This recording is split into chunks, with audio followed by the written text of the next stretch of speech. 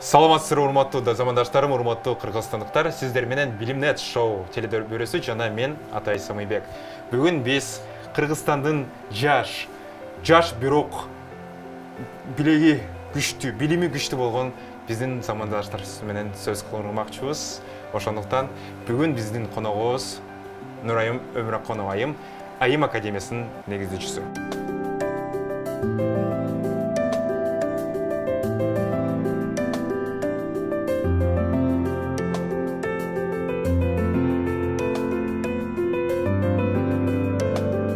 Саламатсыздарбы, Нурайым? Кош келипсиз. Кош келдик. Анан ошол сиз 21 жашта экенсиз, биз ошол окуп атканда 21 жаштасыз, студентсиз. Анан ушул ой, мен ушул Кыргызстан үчүн пайда алып келем, жакшы нерсе кылам деп ошол Айым академиясы деген долбоорду баштап берсиз. Ошол Айым академиясы боюнча бизге бир маалымат берип коесузбу? Бул кандай максат менен ачылган жана эмне багытта иш алып барат? Айым академиясы дегенде атына билим тургандай эле бул аялдарга, аялдардын өнүгүүсүнө багытталган бир проект. Аялдардын кандай багытта десеңиз, биз ар багытта деп айтабыз, бирок эң негизгиси 4 багытты бөлүп алганбыз да. Бул өзүн өзү өнүктүрүү, үй бүлө, бизнес жана коомчулук дегенчи. Негизи бул проект кандай жаралды деп айта турган болсок, эң биринчи мен эмеден коомчулукта чыгып жаткан көйгөйлөргө аябай көңүлүм бурулуп баштады да. Кабарларды канча ачсаң деле бул аялды сабап кетиптир, күйөөсү аялын сабап салыптыр, анан же үйүнөн чыгарып салыптыр деген сыяктуу кабарларды укканда жүрөгүң ооруйт. Анан экинчиден болсо, башка мисал үчүн аялдын ордун билбеген, аялдын баркын билбеген эркектердин көбөйүшү же болбосо алардын кандайдыр бир сөздөрү да, ошолор аябай мындай жүрөгүмө тийди. Анан ошондо эмнеге бул көйгөйлөр эмнеге чыгат деп ойлонуп отуруп, көп нерсенин аялды өзүн барктабагандыкта, аялдын өзүнүн ролун билбегендикте экенин байкадым да. Ошондуктан ичимде бир проект баштоо ниети жүргөн. Анан так ошол моментте бир команда менен жолугушуп калдым да. Анан алар да айтышты, бир айымдарга проект кылсак сонун болот эле депчи. Анан сүйлөшө келсек, ниетибиз бир экен, багытыбыз бир экен, анан келгиле деп анан чогулуп, Айым академ дегенди ачтык да. Анан эң жакшы болгон жери бул ал команда жаш команда да. Бизди деген мисалы үчүн бирөө каржылаганда бизге эң биринчи суроо, силерди ким каржылайт деп сурайт да, артыңарда ким турат депчи. Бирок биздин аркабызда эч ким турбайт. Биз жаш күчүбүздү, мындай билимибизди колдонуп, ошо коомчулугубузга пайдабызды тийгизгибиз келди. Сонун бир ниетиңиз бар экен, жалпысынан ишиңизге ийгилик. Анан ошо үй бүлөлүк зомбулук жөнүндө сөз кылдыңыз. Анан ошол үй бүлөлүк зомбулуктун себеби эмнеде? Эмне үчүн ушундай нерсеге ар дайым бар болчу же азыркы учурда СМИ ошол информация бат тараган үчүн бизде ушундай кабарлар көп болуп атат. Сиздин пикириңиз кандай? Мурунку бизде ошол совет учурунда болобу же мурунку кылымдарда да, ортоңку кылымдарда ушундай үй бүлөлүк зомбулук бар болчу деген сиздин оюңуз кандай? Же азыркы учурда мындай кризис учурунда ушундай көбөйүп кеттиби? Менин оюмча мурда эле бар болчу, бирок СМИ болбогондуктан, маалымат каражаттар болбогондуктан эл билчү эмес да. Ар ким өзүнүн үйүндө эле урушуп жатып калып, ушинтип калчу. Бирок маалымат каражаттары көбөйгөн сайын буну эл да көбөйө баштады, эл көрө баштады.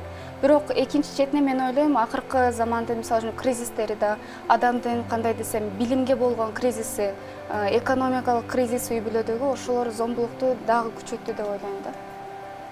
Жана ошо билим берүү кризиси деп атасыз. Ошол билим берүү кризистен бир эмнеде ошол айтып бересизби? Кризис дегенди кандай түшүнөсүз? Билим берүү кризис деген. Мисалы үчүн бизде деген кандай билим десе эмнени түшүнөбүз? Мектепти түшүнөбүз, университетти түшүнөбүз, алгебра, математика, тиги бул сабактарды кандайдыр бир сфераны түшүнөбүз. Бирок биздин жанагы үй бүлө куруудагы билимибиз аябай жетишсиз да. Мисалы үчүн кыздар деген бойго жетип калганда үйдөгүлөр башташат. Күйөөгө тийсең боло, анан сен үйдө калып каласың, мындай тигиндей, анан кызды батыраак күйөөгө кетириш максатта.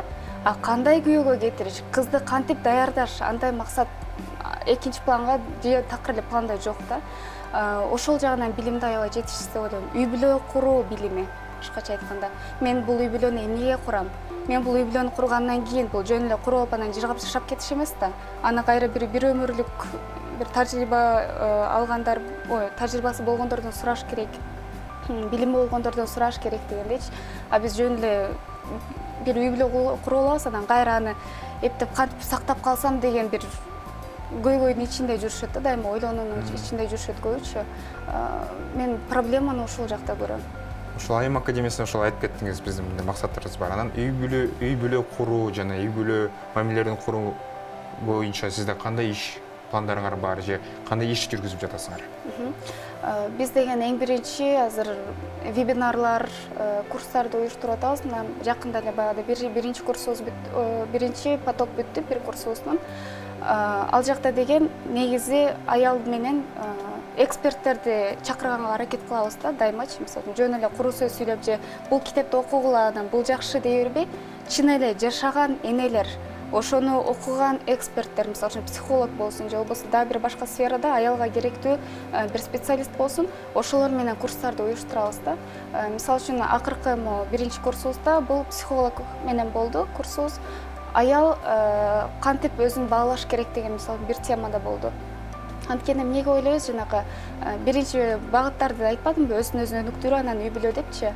Аял биринчи өзүн өзү өнүктүрүп, өзүн өзү жетиштирип, анан аял катары өзүн сезгенден кийин гана, мындай месинде мен аялмын, менин бул коомчулуктагы ролум мындай, менин милдетим мындай, менин кандай десем, жана укуктарым мындай деп өзүн билгенден кийин анан жакшынакай бир үй бүлө кура алат да. Ошондуктан биздин биринчи курсубуз аялдардын өзүнө багытталды көбүнчөчү. Анан экинчи, үчүнчү темалар, мисалы үчүн бактылуу эне, бактылуу бала деген темада өткөздүк. Эне канчалык, мисалы үчүн биз деген СССРдин кандай десем таасири же эмне, аял деген дайыма баласына өзүн толугу менен берип салат да. Анан кийин чоңойгондо эмне дейт? Мен сени ушинтип чоңойтком, мен сага жаштыгымдын баарын бергем, анан сен деген кайра мага ыраазычылык айтпайсың дегендей. Анан сыртка айтпаса да ичинен дайыма ошо нааразычылык болот да. Бул эмнеге дегенде, аял өзүн карабай толук бойдон өзүн башка адамга берип салган да. Анан ошондуктан биз бактылуу балдарыбыз да чыкпайт, мисалы үчүнчү. Дайыма өзүнө нааразы болот же өзүн кандайдыр бир мындай басынткандай сезет. Ата энесине милдеттүү сезип калат да өзүнчү. Мен ата энемден мындай кылыш керек, анан азыр деген өзүмдүн каалаганын кыла турган болсом, ата энем нааразы болуп калат депчи. Канча балдар мисалы үчүн өзүнүн каалаган багытында окуй албай калды, каалаган багытында иштей албай калды да, мисалы үчүнчү. Ошондой эле нерселерди биз талкуулаганга аракет кылабыз да. Биз ушул март айынан баштап жашообузда эч бир мамлекетте болбогон COVID-19 деген бир вирус пайда болду. Бардык мамлекетибиз, бүткүл дүйнө карантинге кирди. Анан ошол карантин учурунда гуманитардык жардамга муктаж болду. Ошон үчүн биз дагы ошо көптөгөн штабтар ачылып, мамлекеттик жагынан дагы, бейөкмөт уюмдар жагынан жөн гана жарандык бир штабтар ачылды жана ал жакта жаңы бир чоң орчундуу көйгөйгө дуушар болдук. Бул көп балалуу бир үй бүлөлөргө дуушар болдук, бирок ошол көп балалуу үй бүлөлөрдө канчалык деңгээлде балдар менен билим менен камсыздалат, тамак менен камсыздалат деген бир чоң маселе болду. Үй бүлөнү пландоо, балдардын санын пландоо деген. Анан сиз ал тармакта өзгөрүшүңүз кандай? Биз балдарды ошол үй бүлө пландоодо балдардын санын, балдардын төрөлүшүн, убактысын пландаш керекпизби же Кудай берсе, Кудай кааласа ушундай эле жашай бериш керекпи? Кудайга ишенип эле жашай бериш керекпи? Ал жагы кандай сиздин пикириңиз боюнча? Менин оюмча пландаш керек. Анткени адам деген өзүн анализдей келгенде канчалык деңгээлде өзүнүн үй бүлөсүн багалат, билет да ичинденчи. Анан жөн эле туруп, мисалы үчүн, мен баккым келбей атат, анан кыйналып калып атам деп балалуу болбой коюп, андай болсо бир жөн, ал башка маселе. Бирок эгер ошо бала болгондон кийин каражаты жетпей турганын билген болсо, анда пландаш керек да. Анткени билбейм, жана убалына каласың деп коет го, баланы деле убалына калат болуш керек да, эгер ошондой ойлонбогон адамчы. Ошо анан үй бүлө пландоо дегенде дагы биз ошол сексуалдуу бир билим берүү деген жооп сөз болуп атат да. Кээ жерде биз ошол үйрөтүш керекпиз деймчи. Тычынка пестик дебей, ачык эле айтыш керекпиз дейт да. Ошо бала кандай жаралат, кандай эме деген, ошо контрацепция деген эмне деген. Бирок ошол учурда терс нерсеге да дуушар болуп атабыз да. Ошол учурда мындай, сиз ал нерсеге кандай карайсыз? Ошо мектеп учурунда 16 жашынан баштап биз ошо билим берүү системасында половое образование, сексуалдык билим берүү жагы сабактарын же курстарын киргизсе кандай болот дейсиз? Ошол нерсеге дин жагынан болобу, адеп жагынан карасак кандай болот деген сиз ойдосуз? Ошол жагынан мен негизи ошол билим, ошол окутуу болуш керек деп ойлойм да. Анткени биз эмне кылабыз, дайыма жаап жашырабыз, мисалы үчүн кой уят болот, анан тиги мындай деп ошентип 11-классы бүтөт ал бала же ал кыз, анан жанакы эме деген психологияда деле канчалык эметсең, запрет кылсаң, мисалы үчүн, ошончолук кайры умтулат да. А бизге деген ошол нерсени өзүнчө эле бир сыр кылбай, өзүнчө эле бир жомок кылбай эле, жөн эле кандай болгонун айтып берип, бирок жана вульгарный образда эмес да. Мисалы үчүн бизде кээ бир видеолорду көрдүм, мисалы үчүн кандай болуш керек дегендерде аябай эле ачык айтышат. Анан кандайдыр бир адепсиздикке жаткандай болот да. Кандай болсо деле үй бүлөдө же болбосо аял менен эркектин арасында бир эме болуш керек, парда болуш керек да, башкача айткандачы. Анан мисалы үчүн эгерде ошондой окуттууну бере турган болсо, кыздарды да, балдарды да кошуп анан кийин чогуу берген, мен ошонтур эмес деп ойлойм. Анткени кыздардын бир уялган эмелери болот, же балдардын бир сурай албагандары болот, анан алар өзүнчө өткөндө жакшыраак болот деп ойлойм. Ачык-ачык сүйлөшөт, ачык-ачык, айкын-айкын сүйлөшөт деген жакшы бир пикир экен. Ал эми биз ошол сексуалдык билим берүү жөнүндө сөз кылдык, ал эми диний жөнүндө, диний билим сөз кылмакчыбыз. Бул жакта дагы биз азыр мындай болуп атпайбы? Көптөгөн учурларда бизде Кыргызстанда диний агымдар көбөйүп кетти. Жөн гана ислам диний багыттар эмес, жалпысынан деп атам да. Бул анан түшүнүксүз ошо экстремисттик багытта да иш алып барганда көп эмелер, уюмдар бар.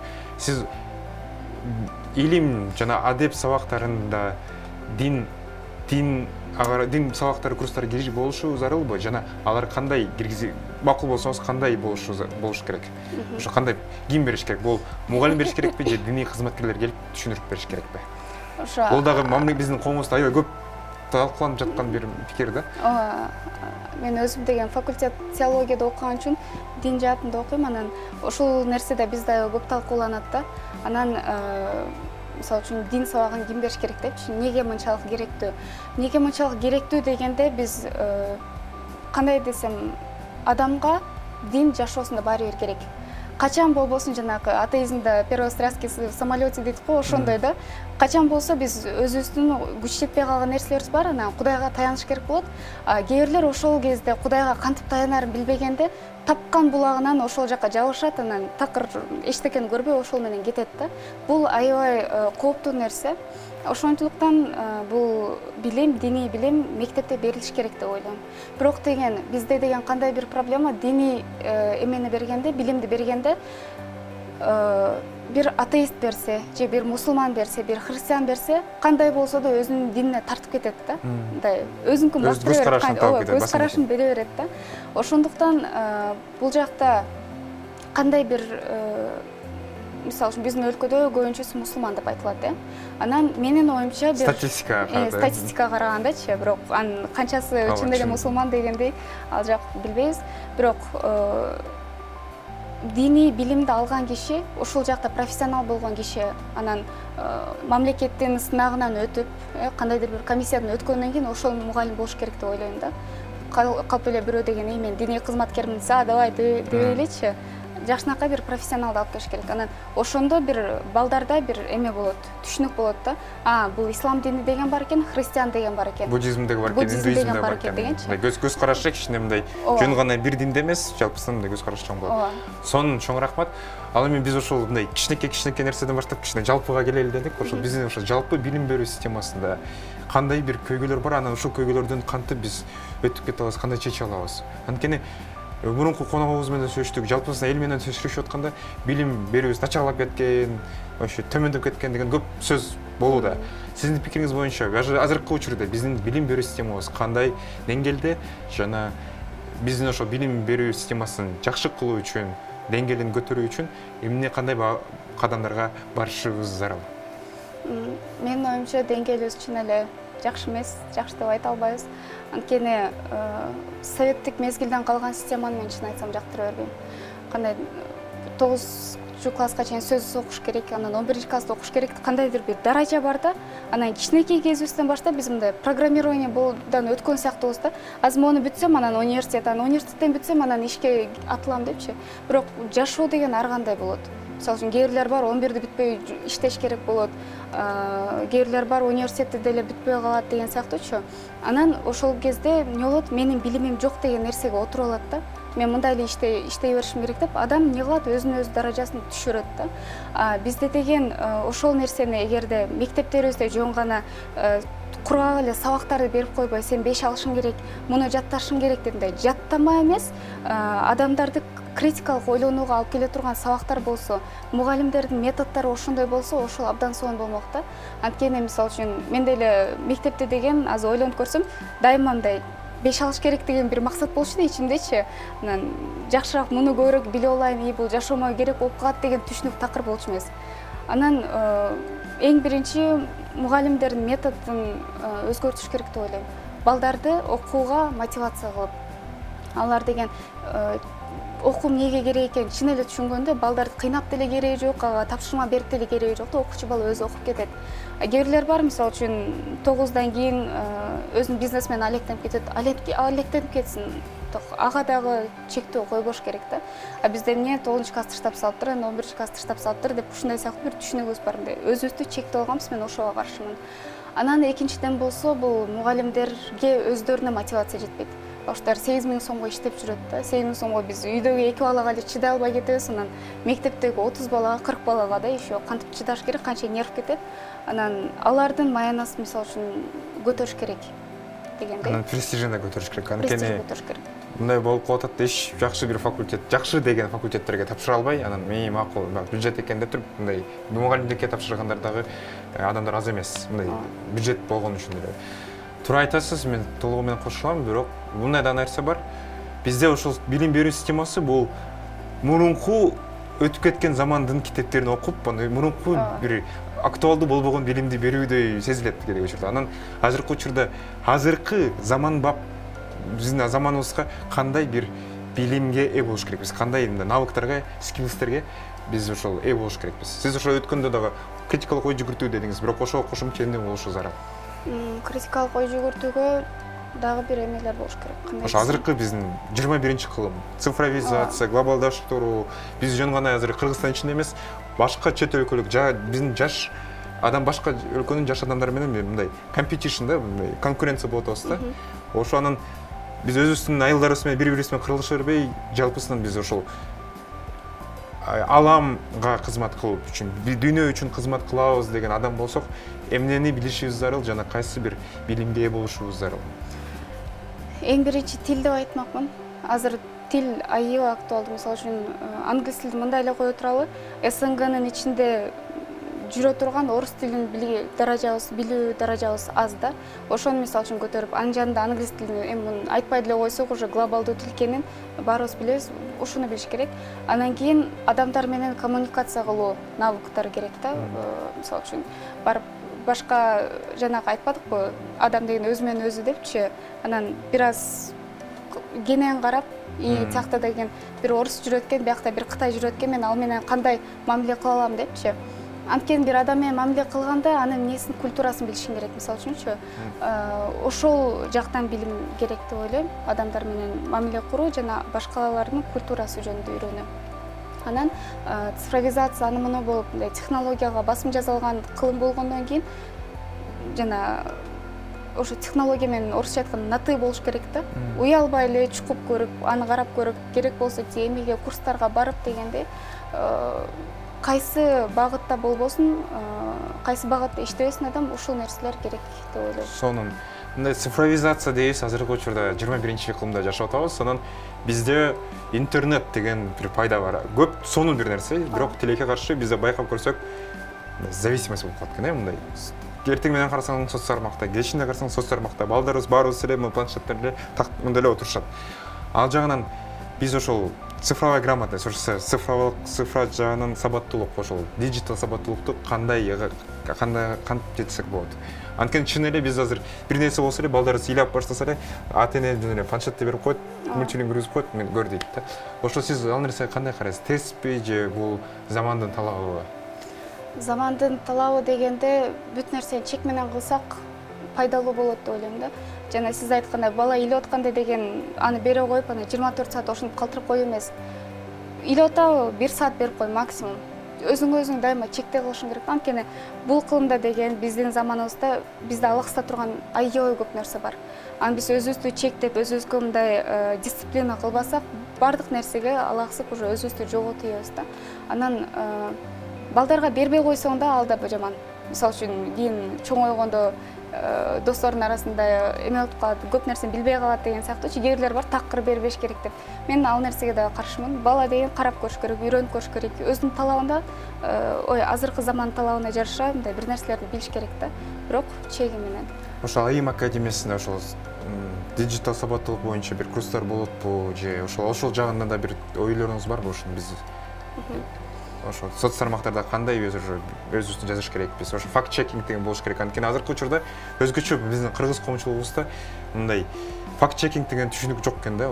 Бир нерсе бир атактуу адам жазып койсо, же бир нерсе жазып койсо, фейктер тарап кетет, анан кайсы жерде чындык, кайсы жерде жалган болгонун да мындай түшүнбөй калат экен да көптөгөн учурлардачы. Ушул текшерүү, критикалык ой жүгүртүү, факт чекингти биз кандай өнүктүрсөк болот? Ошо кыргыз тилдүү жалпысынан биздин коомчулугубузда кандай нерсе, кайсы жол менен келсек болот ал нерсеге?